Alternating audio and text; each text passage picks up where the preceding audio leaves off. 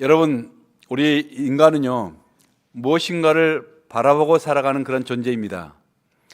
그런데 무엇을 바라보느냐에 따라서 그 사람의 생각이 달라지고, 그 사람이 무엇을 생각하느냐에 따라서 그 사람의 선택이 달라지고, 그 사람이 선택이 어떤 것이냐에 따라서 그 사람의 인생의 방향과 결말이 완전히 달라져 가는 것입니다. 오늘 우리 하나님께서는 아브라함에게 또 우리에게 단순한 명령 하나를 주십니다. 눈을 들어 바라보라는 것입니다. 눈을 들어 동서남북을 바라보라.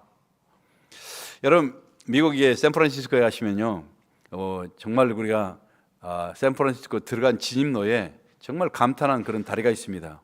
제가 갈 때마다 정말 감탄하는데요, 그게 바로 골든 브리지, 바로 금문교 아니겠습니까? 그러나 처음부터 모두가 다 감탄했던 그런 다리는 아니잖아요. 당시에 많은 사람들이요, 그 사람들 눈에는요, 다리가 보인 것이 아니라 이처럼 거센 물살, 파도가 치는 그러한 바다가 보였고요, 그리고 짙은 안개가 보였고, 그리고 재산권 침해와 사고 위험이 넘치는 그런 곳이 보였습니다. 그래서 사람들은요 말합니다. 저런 곳에, 저런 바다 위에 다리를 놓는다는 것은 그야 바로 미친 짓이지, 그게 말이 되느냐, 그렇게 다 비웃었습니다. 그러나 이 다리를 설계하고 끝까지 붙들었던 한 사람이 있었습니다. 바로 조셉 스트라우스라는 사람이었습니다. 바로 이 사람은요, 그 다리에 바다를 건너서 그 위에 다리를 바라보고, 미리서 설계하기 전에 이미 그 다리를 바라보고 꿈을 꿨던 사람이었습니다. 그러나 그는요, 그걸 추진한 그 순간에 재장난에 부딪혔고, 그리고 주민들의 모든 소송에 부딪혔고, 그리고 비난 속에 마지막 그는 선택을 하는 것입니다. 돈이 떨어졌기 때문에 은행에 찾아가서 이제 600만 불만 채권 발행을 해달라, 그렇게 부탁을 한 것입니다.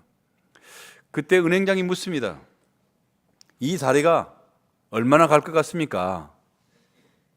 그때 스트라우스는요, 계산기를 두드리지 않았어요. 여러분, 보고서를 쫙 준비해가지고 그걸 펼치지 않았습니다. 그는 그의 비전을 말합니다. 이 다리는 영원할 것입니다. 끝없이 서 있을 것입니다. 그 확신과 그 불타는 눈빛, 그리고 그 비전에 은행장이 감동을 한 것입니다. 그리고 그 한마디가 역사를 바꿨던 것이죠. 사람은요, 모든 사람들은 다 급한 그 물살만 바라본 것입니다. 짙은 그런 안개만 바라본 것입니다. 정말 저기에서 뭔가 다리를 놓는다는 그런 정신망상인 그런 사람들, 그런 사람이 있을까 하는 그런 것만 생각하는 것입니다. 그러나 이 스트라우스라는 사람은요, 도시의 미래를 바라봤던 것입니다.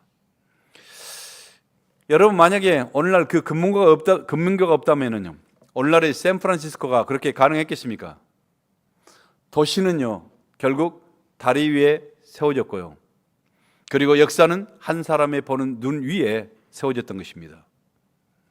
사람은요, 무슨 생각을 하고, 그리고 무엇을 바라보고, 어떤 영상을 그리며 사느냐에 따라서 그 사람의 인생이 만들어지고, 그리고 미래가 펼쳐지는 것입니다. 오늘 아름다운 영상을 그리면서 살아가는 사람은요, 결국 아름다운 삶을 살아가게 되는 것입니다. 그러나 오늘 부정적인 영상만을 그리면서 살아가는 사람은요, 결국 부정적인 삶을 살아가게 되는 것입니다. 여러분, 우리가 살아가는 이 시대는요, AI 시대라고 말합니다. 이 AI 시대를 이끈, 바로 이게 최첨단에 이끈, 바로 엔비디아라는 그 모든 거기에 수석이었던 바로 이 젠슨 황, 동양 사람이죠. 젊은 시절 초창기에 그는요, 큐다라는 그러한 완전한 새로운 그런 컴퓨터 시스템을 개발했습니다. 완전히 새로운 그 컴퓨터 시스템을 개발한 결과가 어땠습니까? 주가는요, 70%가 폭락해 버렸습니다. 투자자들은 다 이탈했습니다. 그리고 고객들은 그를 외면했습니다. 마케트는 모두가 사람들이 그를 조롱했습니다. 아무도 그를 이해하지 못했습니다.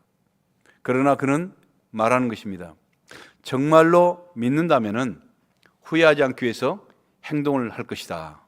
다시 말하면 믿음은 행동으로 증명된다는 것을 말하는 것입니다. 믿음이 있고 그것이 원리에 기반해 있다면 우리는 반드시 그 길을 가야 한다. 다시 말해서 내가 이곳에 확신이 있다면 후회하지 않기 위해서 반드시 움직이고 말겠다.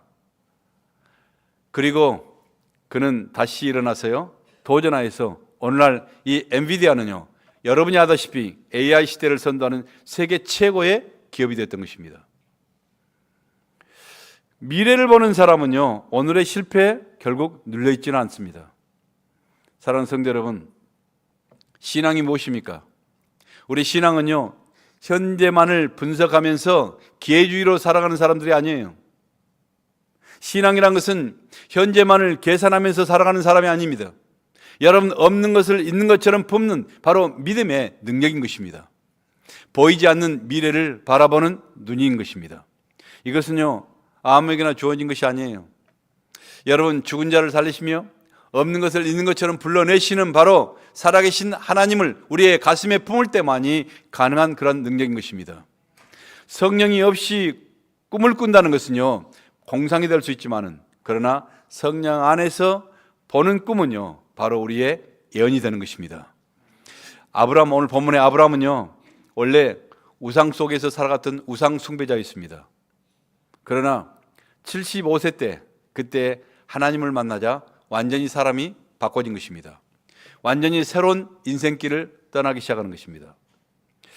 이 땅에서 그에게 보장된 모든 안정과 모든 평안함, 그 모든 것 다 내려놓고 다 버리고 하나님의 말씀 따라서 가족과 친척 그리고 정든 고향까지 떠나서 하나님이 지시할 땅, 하나님이 이미 어떤 곳이라고 지시한 땅이 아니에요. 앞으로 하나님께서 지시할 땅으로 정처 없이 광야의 길을 떠나갔던 것입니다. 그가 고향을 떠날 때 모든 것 다 두고 떠났지만은, 그러나 부모 없이 자란 조카 롯만큼은 친자식 이상으로 그가 사랑했기 때문에, 그리고 키워왔기 때문에 그를 데리고 함께 나왔던 것입니다.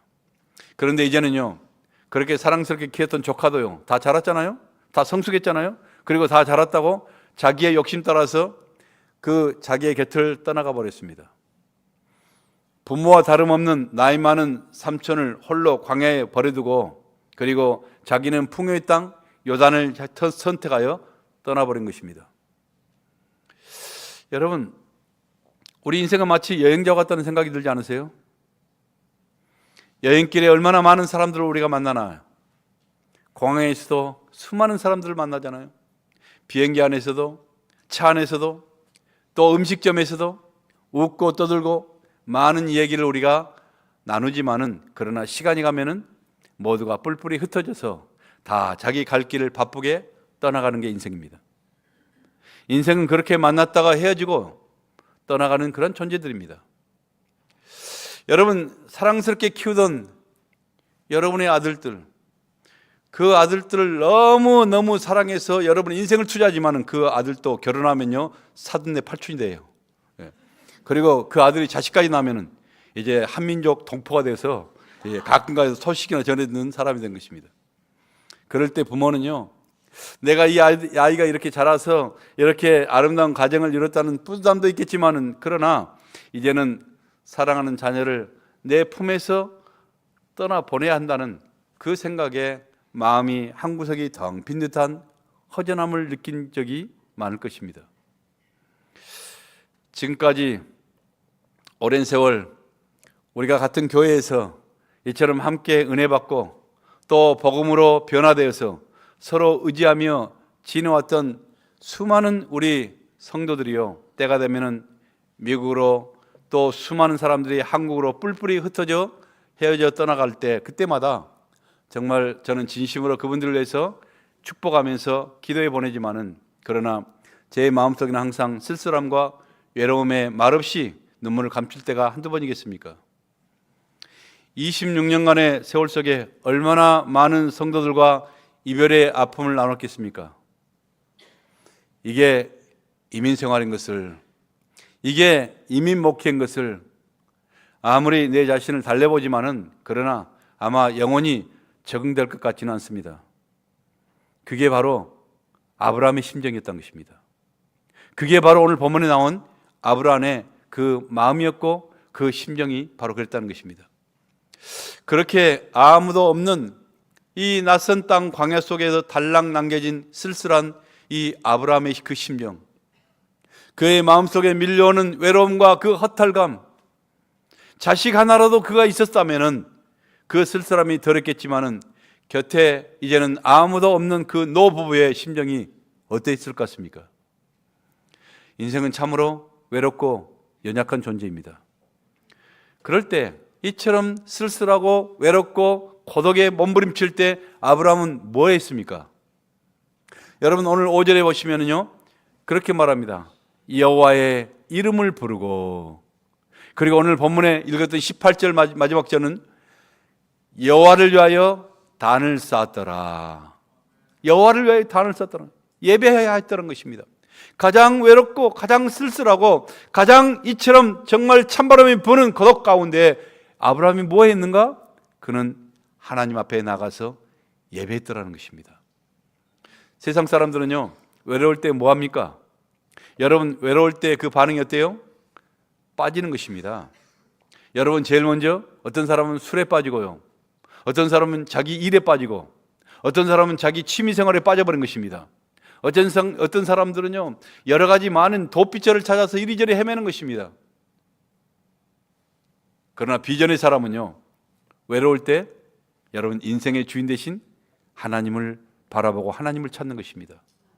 고독할 때 하나님께 더 가까이 나아가서 우리 예배하는 그런 인생이 된다는 것입니다.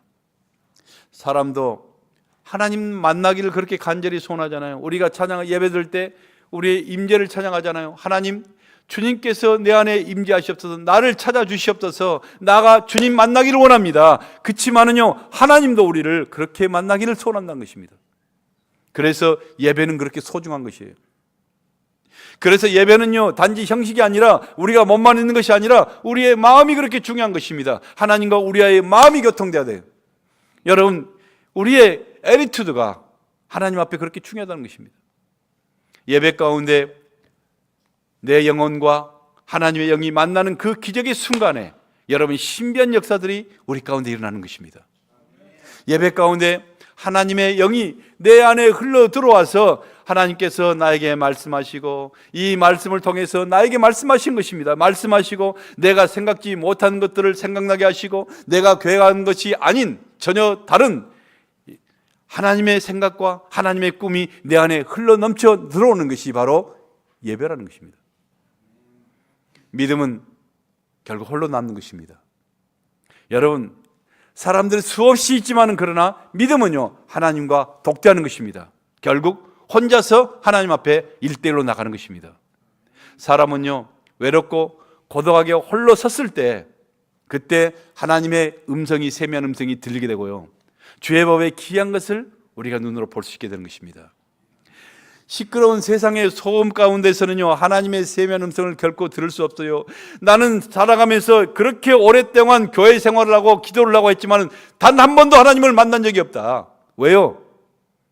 여러분 시끄러운 세상의 소음 가운데 여러분 내 말과 내 생각으로 꽉 찬 그 마음 가운데서는요 하나님의 음성이 들리지 않아요. 하나님이 만날 수가 없어요.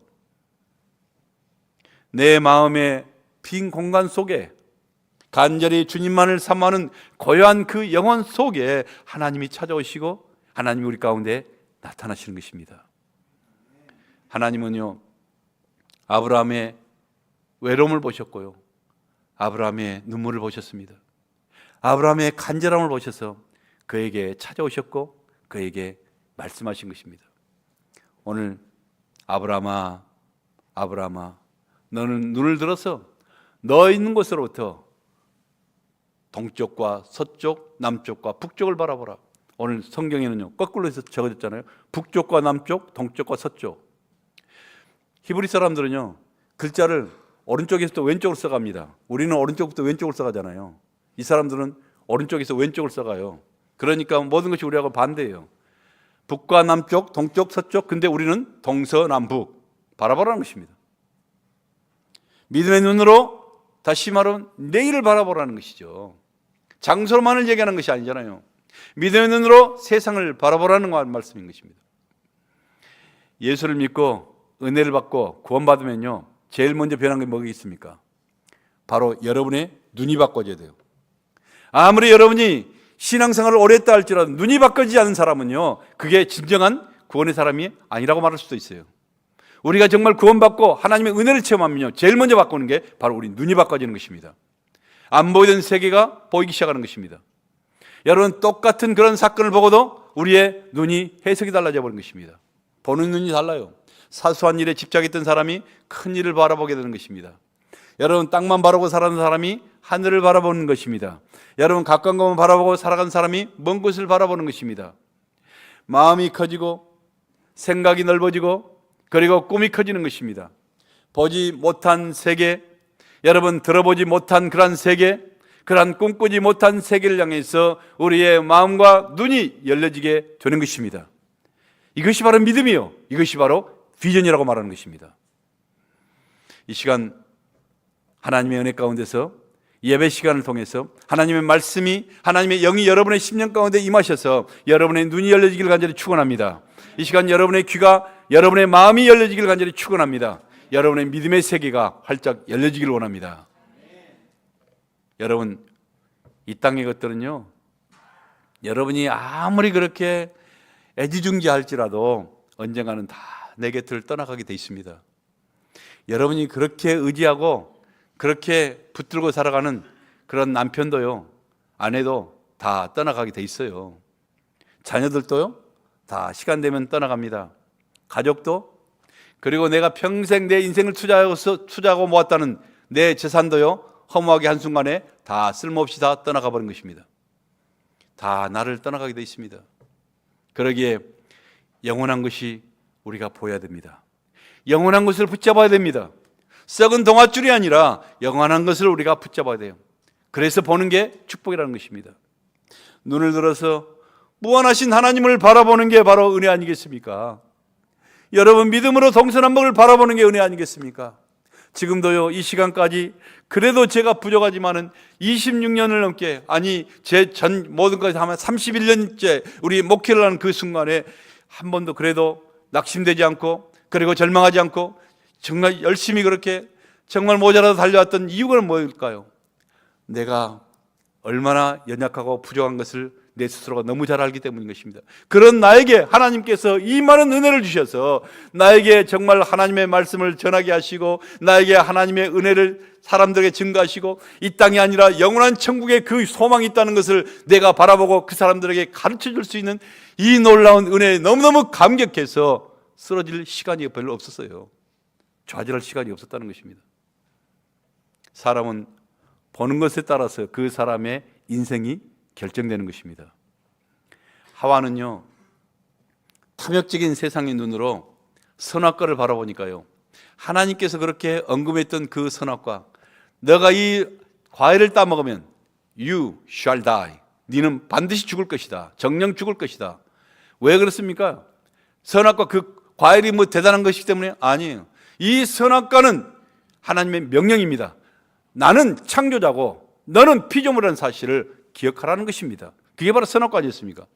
근데요, 여러분, 탐욕적인 눈으로 마귀가 속삭거리니까 자기도 하나님 되겠다고 탐욕적인 그런 눈으로 이 선악과를 바라보니까 갑자기 유혹을 마음을 품고 유혹을 바라보면요, 그 유혹이 얼마나 달콤하게 보입니까? 먹음직도스럽고 보암직도스럽고 나를 지혜롭게 할 만큼 탐스럽게도 막 보이는 것입니다. 그래서 그 유혹에 넘어갔고 결국 하나님과 원수가 되어버렸고, 그 이후에 모든 우리 인류는 이렇게 고통 속에, 외로움 속에 살아가게 된 것입니다. 롯은 오늘 욕심의 눈으로 요단 들판을 바라보니까요, 정말 물이 넉넉하고 그리고 여호와의 동상처럼 보였습니다. 그래서 삼촌도 누구도 다 버려버리고 거길 선택해 갔지만, 그러나 그 땅은 어떤 땅이에요? 결국 하나님께 심판받고 그리고 멸망받을 음란하고 폐역한 땅이었던 것입니다. 믿음은 뭡니까? 바라보는 것입니다. 육신의 눈으로 바라보는 것이 아니라 바로 육신의 시야를 넘어서 믿음의 눈으로 바라보는 것입니다. 바울은 비록 감옥에 있었지만 감옥에서도 천국을 바라보았습니다. 비록 감옥에서도 앞으로 변화될 그 수많은 영혼들을 바라보았던 것입니다. 예수님의 제자들은요, 갈릴리 깡 시골에서도 세상을 바라보았던 것입니다. 소련은요, 알래스카를 얼음덩어리로 봤습니다. 그러나 미국의 존슨 대통령은요, 알래스카를 보물 창고로 봤습니다. 그래서 단 720만 불의 그 넓은 알래스카 땅을 사들였던 것입니다. 거기에는요, 군사기지며 무궁무진한 석유와 또 보물들이 가득히 숨겨져 있습니다. 또 이것을 본받아서 그런 마음으로 그런지 트럼프가 요즘 아주 그린란드를 못 잡아먹어서 아주 안달을 우리 캐나다까지 못 잡아먹어서 안달을 어제도 보니까요, 캐나다 수상을 자꾸 거버느라고 말해요. 자기 한 주락은 말한 것이죠.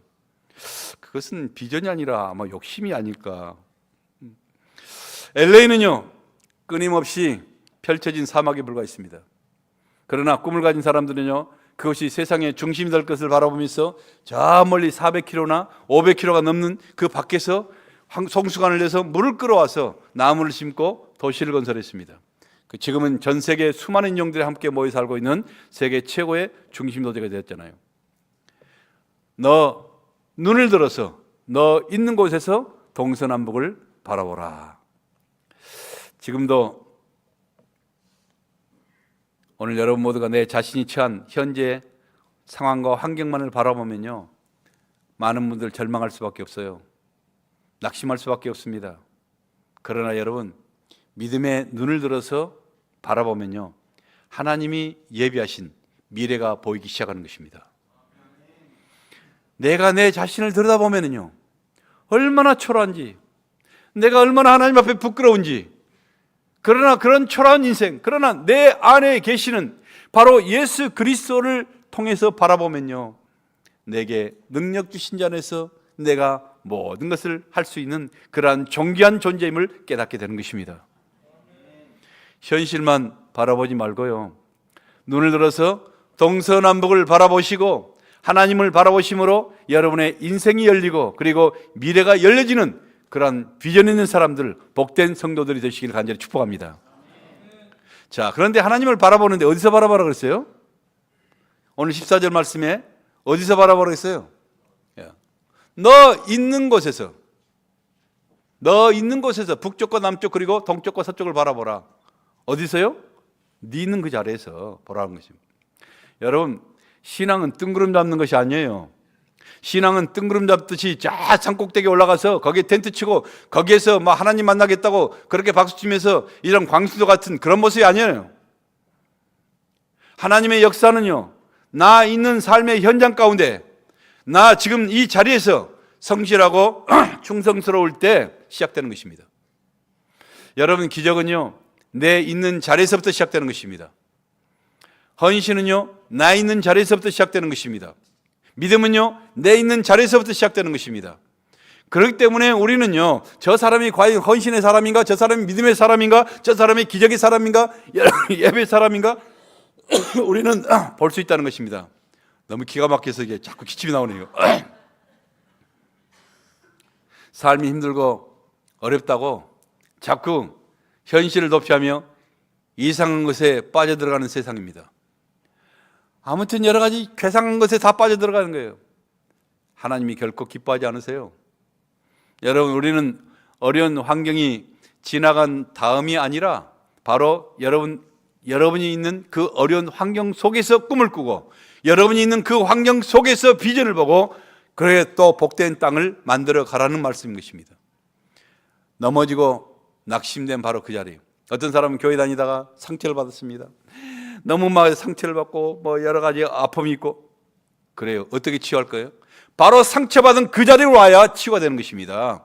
여러분, 상처받은 아픔이 있는 그 자리에서 하나님께 이처럼 일어나야 그게 바로 진정한 치유가 되고 회복이 되는 것입니다.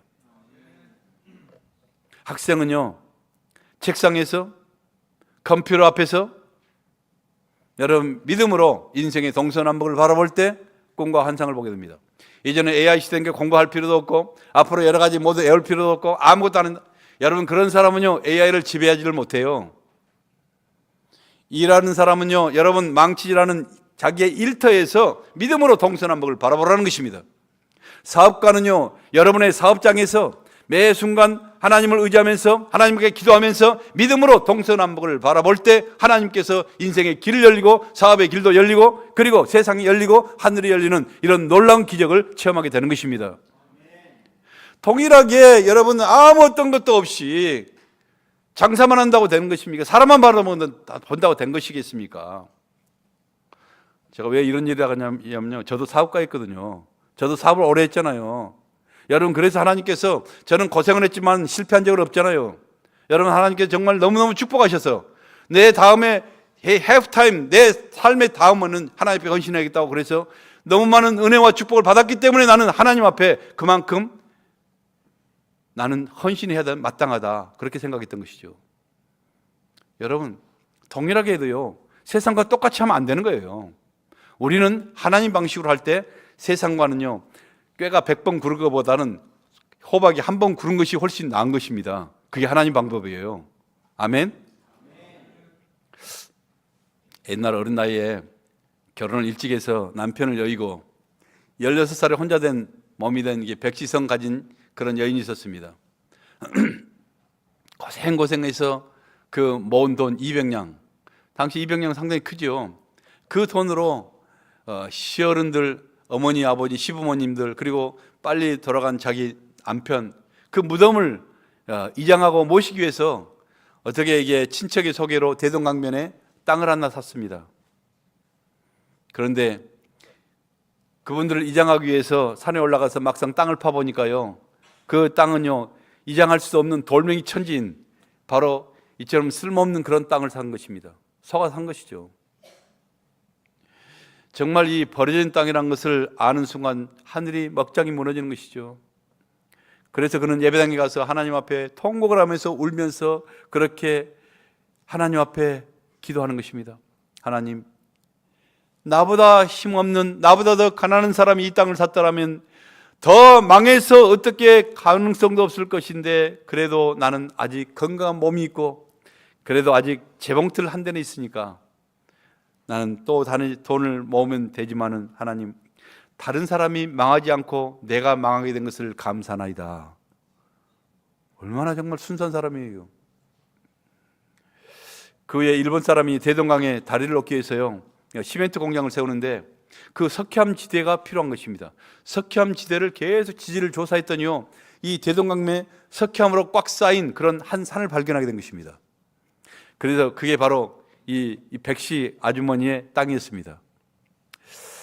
기업주 오나단이라는 그런 사람은요, 그녀에게 찾아가서요, 300냥의 그 산을 팔라고 그렇게 이처럼 제안을 합니다. 그러자 그녀는 두 말도 않고 거절해 버립니다.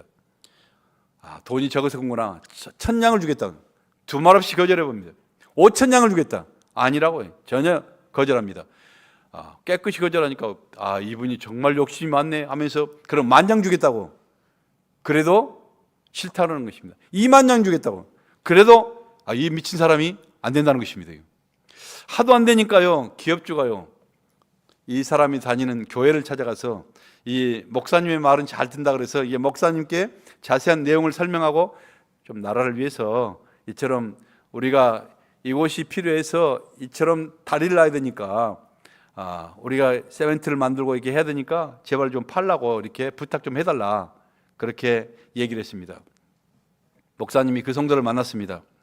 그러자 그 성도가 이 얘기를 합니다. 목사님, 내가 아무것도 모르고 200냥 사서 마을 사람들이 모두가 다 나에게 이처럼 망했다고 비웃고 그렇게 고생을 했는데, 만약에 내가 20,000냥에 판다면은 그 사람 망한 꼴을 내가 어떻게 보겠습니까? 믿음의 양심으로 나 혼자 망하고 말아야지 다른 사람까지 망하게 할 수는 없습니다. 내가 속이면서 그렇게 살 수는 없습니다. 그러자 목사님이 자초지종을 설명합니다. 아니, 그게 아니라 이런 큰 기업에서 필요해서 이렇게 한 것입니다. 그러자 그때 당시 20,000냥이라는 어마어마한 돈을 받고 그 산을 나라에 팔았습니다. 그래서 그 돈으로 교회를 지었죠. 그래서 그 돈으로 학교를 지었습니다. 그 돈으로 기독교 회관을 지었습니다. 그리고 그 돈으로 장로교 신학대학교 전신이었던 바로 평양신학대학교를 설립한 재단이 됐던 것입니다. 후에 나라에서는요, 그 사람의 믿음을 기리면서 이름을 선행이라고 지어줬고 백시니까 백선행이란 인물로 오늘 한국 기독교 역사를 전해내려고 있습니다. 여러분, 여러분이 서 있는 곳, 당신이 서 있는 바로 그 자리에서 기도하며 눈을 들어서 동서남북을 바라보십시오. 여러분이 보지 못했던 새로운 땅, 새로운 세계가 열릴 것입니다. 아니, 조금 있으면 사라져버릴 이 땅에 조그만 그 땅이 아니라 영원히 변함이 없는 무한한 세계, 바로 그 땅을 여러분이 바라보라는 것입니다. 하나님께서 약속하신 복은요, 우리가 소원하고 상상하는 것보다는 훨씬 크고 원대하고 위대한 것입니다. 우리의 작은 머리 때문에, 우리의 작은 생각 때문에, 우리의 작은 가슴 때문에 하나님의 그 약속을 제한해버리는 이런 실수를 결코 범하지 말라는 것입니다.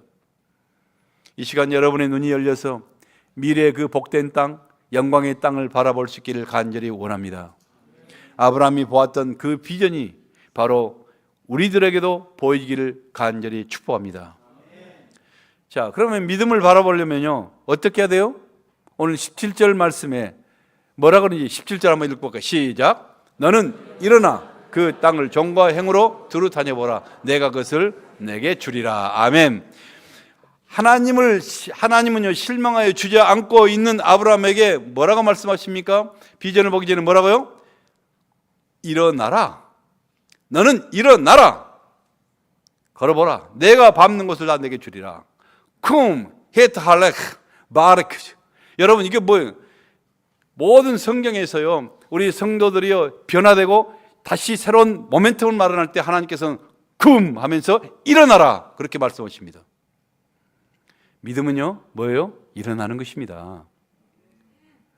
넘어뜨려져도요, 쓰러졌더라도 주님의 이름으로 다시 일어나는 것이 믿음인 것입니다.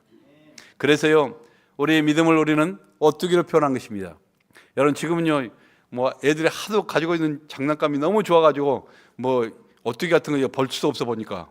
근데 우리는요, 장난감이 하도 없어서 어렸을 때 딱 하는 게 오뚜기가 얼마나 신기한지. 그게 오뚜기는 뭐예요? 이게 인형인데 여러분 어떻게 아세요? 여러분도 좀 올드 세대나? 이 인형인데 인형 밑에 아주 무거운 추가 달려 있잖아요. 그 무거운 추가 딱 붙어 있어서 이 탁 던져도 빨딱 이렇게 해도 빨딱 일어나잖아요. 하루 종일 저는 재밌어가지고 그것만 던졌어요. 이게 빨딱빨딱 있는 거. 오뚜기가요, 바로 우리 그리스도인의 인생이 아닌가. 오뚜기가 우리 그리스도인의 인생이라는 것입니다. 왜요?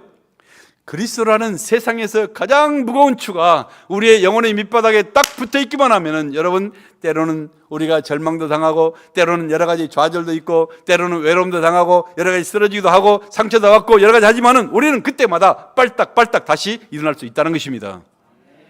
사랑하는 성도 여러분, 삶의 고독과 실망 가운데 주저앉아 있을 때가 있습니까? 여러분, 마음이 지쳐서 의욕이 상실돼 버립니까? 여러분, 정말 때로는 마음이 너무 공허하고 쓸쓸해서 손가락 하나 까딱할 수 없는 그런 여러 가지 좌절과 절망 가운데 있어요? 주님 바라보시면 힘이 날 수 있습니다. 우리 주님을 마음에 품으면은 다시 일어나, 오뚜기처럼 다시 일어나 걷게 될 수 있는 것입니다. 믿음의 눈을 들어서 동서남북을 바라보시고요, 하나님이 약속하신 그 약속을 믿고 앞을 향해서 달려갈 수 있는 여러분 되시기를 축원합니다. 하나님이 이 시간 아브라함께만 얘기했겠습니까? 아브라함뿐만 아니라 아브라함의 후손인 바로 예수 그리스도를 통해서 우리가 하나님의 자녀가 되고 아브라함의 후손이 된 바로 저와 여러분에게도 동일하게 약속하고 있는 말씀인 것입니다. 눈을 들어서 너 있는 곳에서 동서남북을 바라보라. 보이는 땅을 내가 너와 내 자손에게 주리라. 내가 내 자손으로 땅에 티끌같이 하리니 사람이 땅에 티끌을 능히 셀 수 있을진데 내 자손도 세리라. 너는 일어나 그 땅을 종과 횡으로 두루 다녀보라. 내가 그것을 내게 주리라. 할렐루야. 여러분, 이 아브라함의 축복의 말씀이요, 우리에게, 우리 자녀들에게 그처럼 동일하게 성취될 것을 믿습니다. 저는요, 여러분, 별로 많이 한 것은 없지만 그동안에 우리 헤브론 교회를 통해서요, 얼마나 많은 자녀들이 탄생했습니까? 영적인 자녀를 말한 것입니다. 하나님께서 말한 것은 여러분 예수 그리스도가 이 땅에 와서 하시는 것이 뭔가? 주는 그리스도 살아계신 하나님의 아들입니다. 뭘 말해요? 선십과 킹십을 말한 것입니다. 여러분 우리가 그리스도인들에게는 선십과 킹십이 있어요. 왕권이 있고 그 다음에 우리는 제사장권, 그리고 많은 성도들, 많은 영혼들을 이처럼 계속적으로 이게 탄생시킬 수 있는 그런 능력이 있다는 것입니다. 우리 헤브론 교회에서 얼마나 많은 영혼들이요, 그래도 예수 그리스도를 영접하고 그리고 믿고 그리고 인생이 달라지고 삶이 실제로 달라졌고 얼마나 많은 사람들이 고백하고 간증하고 하나요? 한국에 가도요 어마어마하게 많은 사람들이, 여기는 조그마하게 있지만 거기는 너무 많더라고 보니까 그 세월 속에 하나님께서 축복으로 약속하셨잖아요. 다 이미 성취됐잖아요. 얼마나 감격스러운지요.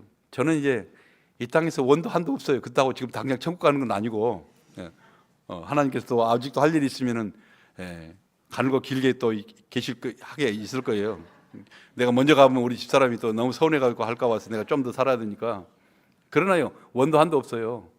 여러분 우리 삶 가운데서 정말 내가 하나님의 은혜 가운데 충만하게 받아서 원도 한도 없는 인생을 살았다고 고백하고 이 땅을 떠날 수 있는 여러분 되시길 바랍니다. 사랑하는 성도 여러분, 믿음의 눈을 들어서 동서남북을 바라보심으로 축복의 통로가 열려 살아갈 수 있길 바랍니다. 우리의 자녀들 통해서 이 땅의 역사가 새롭게 되는 자손의 복이 임할 수 있기를 간절히 축원합니다. 하나님께 예배하시는 영혼들이 땅의 티끌처럼 바로 이 전에 모여들어서 거룩한 예배가 회복이 되고 그리고 부흥의 불길이 점점 더 시간이 갈수록 더 타오를 수 있고 예수에 대한 소문이 온 세상으로 퍼져나가는 이 기적의 헤브론 재단이 될 수 있기를 예수님의 이름으로 간절히 축복합니다.